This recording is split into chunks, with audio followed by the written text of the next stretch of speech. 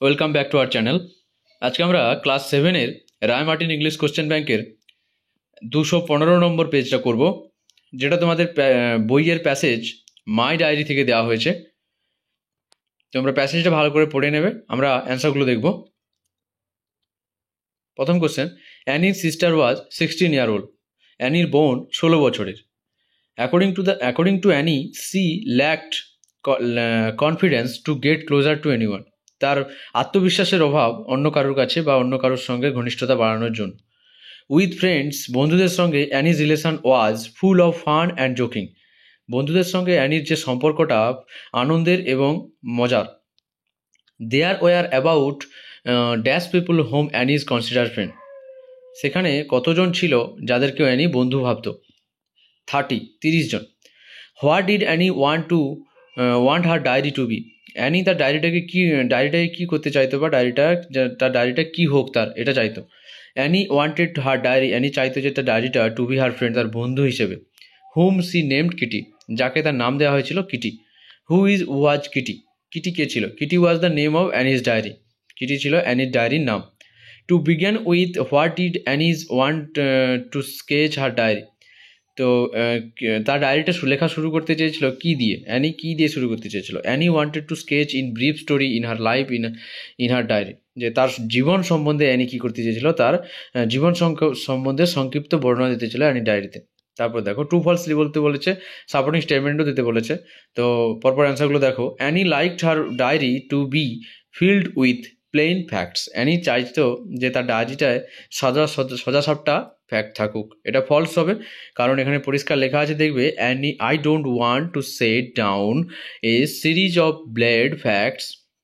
Bald facts in a diary like most people do. যে প্রত্যেক মানুষ যেভাবে ডায়েরি লেখে বা প্রত্যেক দিনের জীবনটা যেভাবে লেখা হয় সেইভাবে আমি আর ডায়েরিটা লিখতে চাই না।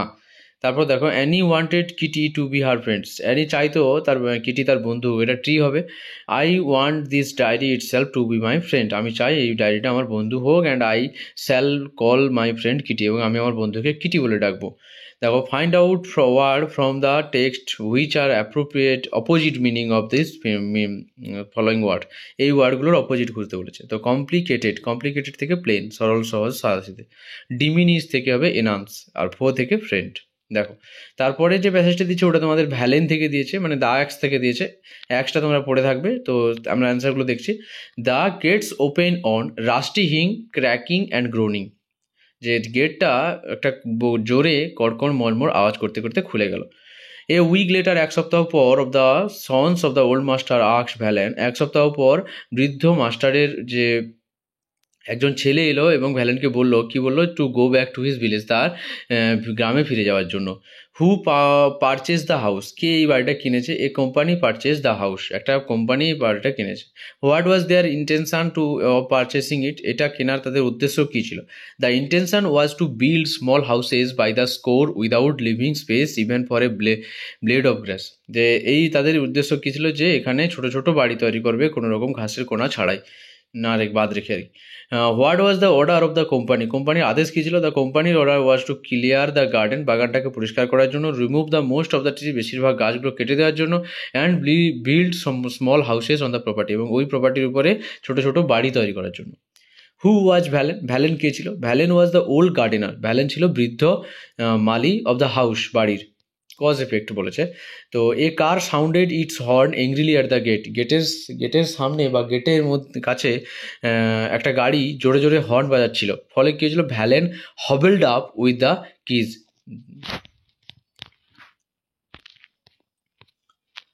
পরে question, Valen clear the vegetation with which block the entrance. Valens কী করেছিল? যে আগাছাগুলোকে পরিষ্কার করে দিয়েছিল, যেটা প্রবেশপত্রাকে বাধা দিয়ে রেখেছিল। তো ফলে the gates open on rusty hinges creaking and groaning sound, যার ফলে গেটটা একটা গড়গড় মর্মর আওয়াজ করতে করতে খুলে গেছিল। The house, Valen was order to go back to his village. এর কারণ কী ছিল? কারণ the house was sold to a company and they did not want a garden, এবং তারা একটা বাগান চায় না যে কোম্পানিটাকে বা বাড়িটা বিক্রি করা হয়েছে। তারপরে কোশ্চেন দিয়েছে, a company needed an empty stretch of land to build houses. একটা কোম্পানির কি বলা যায় যে একটা খালি জায়গায় বড় বড় বিল্ডিং তুলতে চায়, তার ফলে কি অল দ্য ট্রিজ, যার জন্য কি করবে তারা, all the trees except half a dozen on the boundary were order to be removed. ঠিক আছে, তারপরে কোশ্চেন দেখো, এবারে তোমরা এটা একটা ইয়াসুনি পার্কের, অ্যামাজন রেন ফরেস্টে একটা ইয়াসুনি পার্ক আছে, সেই ইয়াসুনি পার্কের সম্বন্ধে কি তার মধ্যে কোন প্রাণী আছে, ঠিক আছে, কী কী ফুল আছে, গাছ আছে, এইসব সম্বন্ধে দিয়েছে, তোমরা একটু পড়ে নেবে। আমরা অ্যান্সারগুলো দেখছি। The poison dart frog is colourful, এটা ট্রু হবে। There is an interact web of life within the forest, এটাও ট্রু হবে, যে সেখানে অনেক রকমের জীবন নিয়ে জঙ্গলে ছিল আর কি।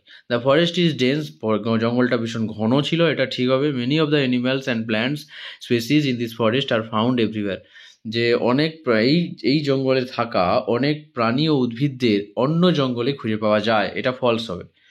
The jaguar of Yasuni park are rarely found elsewhere, যে এখানে যে জাগুয়ারটা রয়েছে সেই জাগুয়ারটাকে অন্য কোথাও খুবই কম পাওয়া যায়, এটাও ঠিক হবে। তারপরে কোশ্চেন দেখো, the Symphony of nature created in the park is both fascinating and all inspiring, ঠিক আছে, যে মনোমুগ্ধকর এবং উদ্বুদ্ধ, কী বলা যায়, ইন্সপায়ারিং।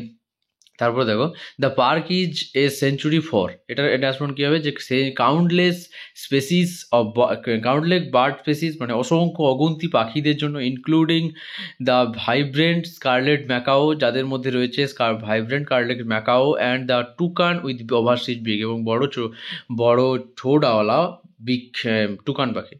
তারপর দেখো, Yasuni national park is the vast conservation of area, যে বিশাল বড় একটা এরিয়া।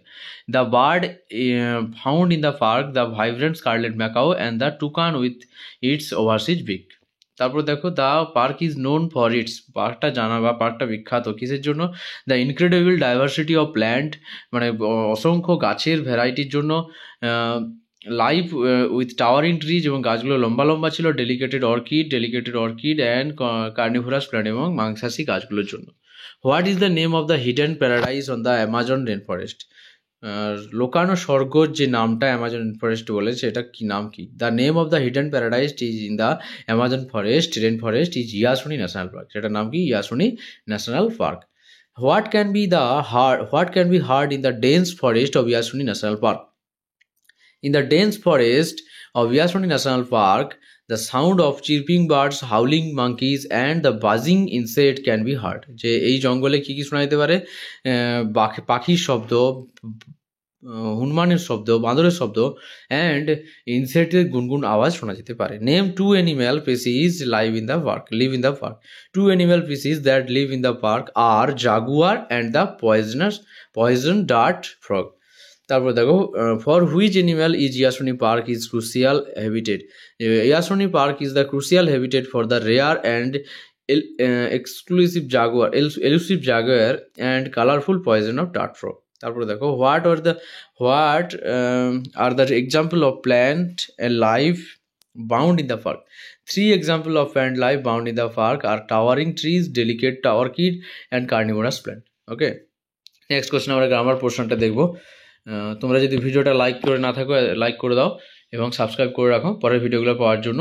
তারপর দেখো গ্রামার দেখো, do not hate the poor, দা হবে, the Kaveri is a big river, এই রিভার হবে এটা।